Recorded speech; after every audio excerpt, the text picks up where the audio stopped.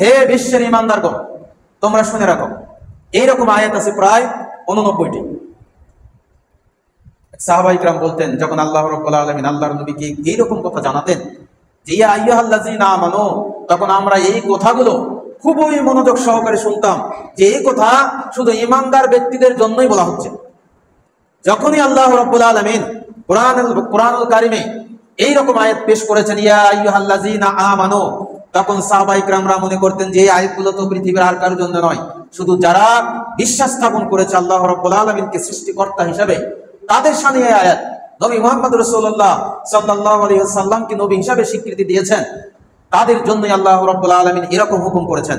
আল্লাহ বলছেন লা ইয়াসখার কওমুম মিন কওমিন আসা ইয়াকুনু খায়রাম মিনহুম, যে তোমরা কোন দল কোন গোষ্ঠী অপর কোন দল কোন গোষ্ঠীর গোপন কিছু অন্বেষণ করো না, গোপন কিছু তালাশ করো না, এবং তাদের ব্যাপারে কটূক্তি করো না, তাদের ব্যাপারে খারাপ কিছু বলো না।